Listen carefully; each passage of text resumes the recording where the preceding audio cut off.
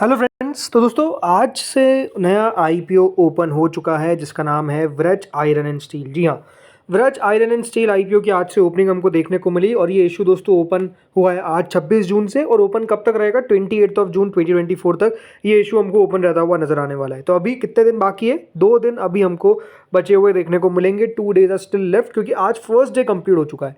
10 रुपये की दोस्तों इसकी फेस वैल्यू है। 195 से 207 रुपीज़ का प्राइस बैंड है। 72 शेयर्स का लॉट साइज है। कुल मिलाकर 171 करोड़ का इशू है जिसमें से फ्रेश इशू है पूरा का पूरा। बीएसई एनएसई दोनों पर आपको लिस्ट भी होता हुआ देखने को मिलेगा। फ्रेंड्स, इस इशू में एक एप्लीकेशन लगाने के लिए आपको एक लॉट में 72 शेयर्स मिल रहे हैं जिसके लिए आपको 14,904 रुपीज़ पे करने पड़ेंगे। अब रिटेल में मैक्सिमम 13 लॉट्स तक अप्लाई कर सकते हैं जिसके लिए आपको 1,93,752 रुपीज़ पे करने पड़ेंगे। देन अगर आपको यहाँ पर अप्लाई करना है स्मॉल एचएनआई कैटेगरी में तो 14 लॉट्स के लिए आपको अप्लाई करना पड़ेगा जिसके अंदर आपको 1008 शेयर्स मिलेंगे, ऑलमोस्ट 2,08,656। मैक्सिमम आप स्मॉल एचएनआई के अंदर 67 लॉट्स तक जा सकते हैं जिसके लिए आपको 9,98,568 रुपीज़ पे करने पड़ेंगे। देन बिग एचएनआई कैटेगरी है जिसमें 68 लॉट्स के लिए आपको मिनिमम अप्लाई करना पड़ेगा। मैक्सिमम कोई लिमिट नहीं होती। अगर आपको 70 लॉट अप्लाई करना है, आपको 700 लॉट अप्लाई करना है, कोई भी यहाँ पर ऐसे मैक्सिमम की लिमिट नहीं है, ये आपके ऊपर डिपेंड करता है। बाकी यहाँ पर आपको 10,13,472 रुपीज़ पे करने पड़ेंगे। हमेशा मैंने आपको बताया दोस्तों, रिटेल के अंदर अगर ओवर सब्सक्रिप्शन आता है, ओवर सब्सक्रिप्शन का मतलब क्या है कि कोई भी अगर रिटेल कैटेगरी 1 टाइम से ज़्यादा सब्सक्राइब हो रही है, कितना 1 टाइम से ज़्यादा सब्सक्राइब हो रही है, अगर आप 2 लॉट लगा देते हैं, 3 लॉट लगा देते हैं, 4 लॉट लगा देते हैं, 5 लॉट लगा देते हैं, कितने ही लॉट लगा देते हैं, आपको अगर अलॉटमेंट आना होगा तो कितने लॉट का आएगा? Only for single lot. तो बेटर क्या है? Go for 1 lot. अगर आप अप्लाई कर रहे हैं तो सिर्फ सिंगल लॉट लगाइए, सबसे बेटर यही रहता है। क्यों ऐसा मैं कहा? क्योंकि ये बात ध्यान रखिएगा, रिटेल में अगर आप एक लॉट से ज़्यादा लगाएंगे तब भी अलॉटमेंट पे आपको एक ही लॉट मिलेगा क्योंकि यहाँ पर सब्सक्रिप्शन जो होता है उसके अंदर आपको समझ में आना चाहिए कि लॉटरी बेसिस पे सिंगल लॉट आपको अलॉट होगा। दूसरी बात, ज़्यादा लगाने का कोई मतलब नहीं है, ये आपको मैंने क्लियरली बता दिया।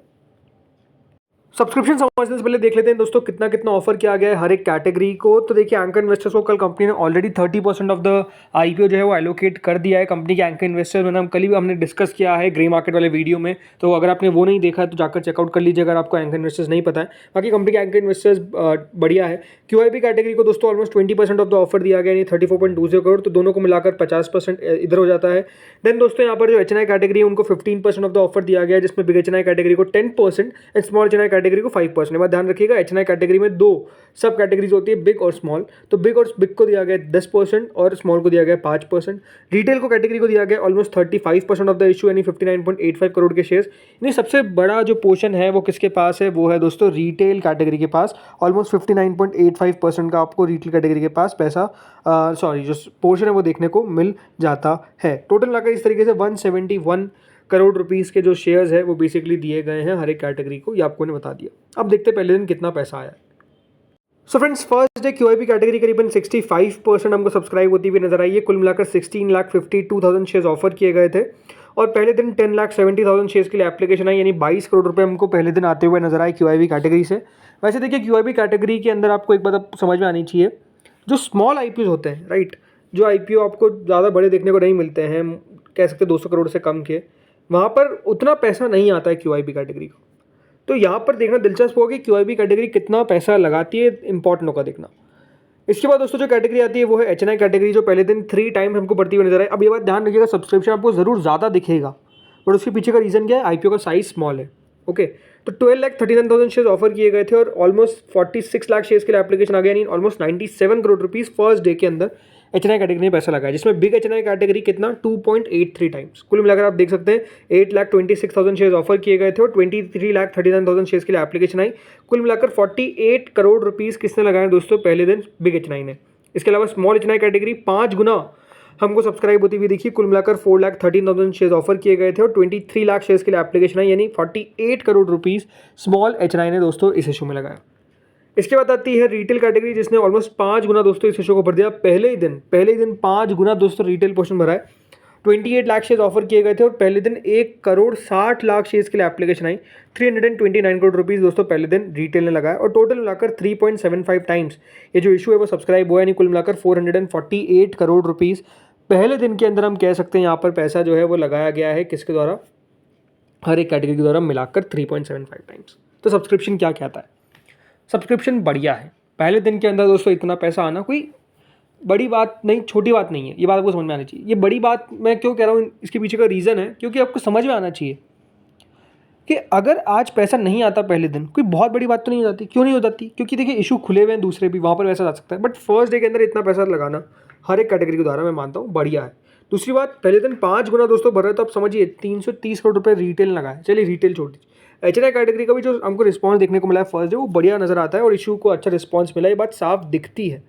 आई थिंक फर्स्ट डे अच्छा पैसा निकल कर आया। अब देखिए कंपनी के बारे में अगर मैं बात करूँ, अगर आप दोस्तों इस कंपनी के फंडामेंटल्स को देखेंगे ना तो ग्रोथ हमको देखने को मिल रही है। मतलब 290 crore, then 414 crore, then almost 517 crore. Revenue almost 25% दोस्तों कंपनी का इंक्रीज होता हुआ देखने को मिला है FY22 से 23 में। मुनाफा 10 करोड़ 11 करोड़ के आसपास का था, फिर 28 करोड़ का हुआ, फिर 54 करोड़ का हुआ। अभी तक कंपनी 45 करोड़ का प्रॉफिट ऑलरेडी रिपोर्ट कर चुकी है। ये दिखता है कि देखिए ज़रूर इस बार हो सकता है कि रेवेन्यू कंपनी पिछले साल को मैच नहीं कर पाए, बट प्रॉफिटेबिलिटी में कंपनी आगे निकल जाए, हो सकता है। कंपनी के ऊपर बोरिंग अगर आप देखेंगे तो उतनी कुछ खास नहीं है। Return on equity, return on capital employed company के बहुत बढ़िया दिखते हैं। हाँ, मार्जिन के ऊपर कंपनी को काम करने की ज़रूरत है, इसमें कोई डाउट नहीं है। दूसरी बात, जो इशू है वो पूरा का पूरा फ्रेश इशू है, ये भी अपने आप में एक पॉजिटिव संकेत देता है। 9, 10, 11 की पी पे कंपनी अपना IPO लेकर आई है। मतलब ऐसा भी नहीं कि बहुत एक्सपेंसिव आपको वैल्यूएशन देखने को मिल जाएगी। तो मेरे हिसाब से देखिए कंपनी मुझे बढ़िया नज़र आती है, ऐसे कुछ खास इशू दिखा नहीं है। छोटी सी कंपनी ये बात ज़रूर है, छोटा IPO ये बात भी सही है, तो अलॉटमेंट मिलना नो डाउट बहुत आसान नहीं रहता है ऐसे इशूज़ के अंदर।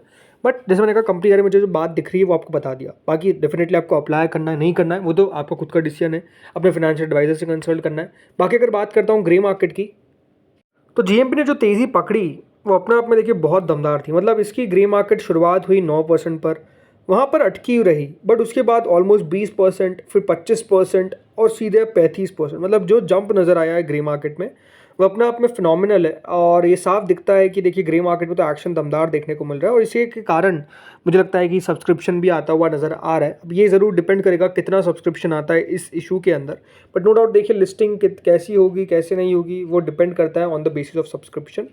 क्यों कह रहा हूँ मैं ऐसा, उसके पीछे का रीज़न आपको पता है। आज जिस तरीके से लिस्टिंग हुई एक्मे फिनट्रेड की, राइट, वो सब बता दिया। सब्सक्रिप्शन ही कम निकल कर आया था QIB का, बाकी सब में तो अच्छा आया बट QIB का नहीं आया, तो वो इशू उतना बढ़िया नहीं कर पाया। अब मैंने आपको हमेशा बताया कि ज़रूर QIB छोटे इशू में कम पैसा लगाते हैं, बट इतना भी नहीं लगाते कम कि ऐसा लगे कि बहुत ही कम दिख रहा है। तो वो साफ साफ दिखा, इसलिए मैंने आपको कहा। तो फ्रेंड्स इस वीडियो में तो इतना ही था। होपफुली आपको वीडियो बढ़िया लगा होगा। आप लोग बताइएगा, आप लोग अप्लाई करने वाले हैं इस इशू के अंदर या फिर आप अवॉइड करेंगे, या फिर आप फाइनल डे अप्लाई करेंगे, या फिर आपने ऑलरेडी अप्लाई कर दिया। जो भी है वो मुझे बताइएगा आप लोग कमेंट सेक्शन में। अगर आपको वीडियो अच्छा लगा हो तो आपको करना क्या है, सबसे पहले तो वीडियो को लाइक करिए, फिर चैनल को सब्सक्राइब करिए एंड डेफिनेटली इस वीडियो को शेयर करिएगा। Thank you friends for watching this video.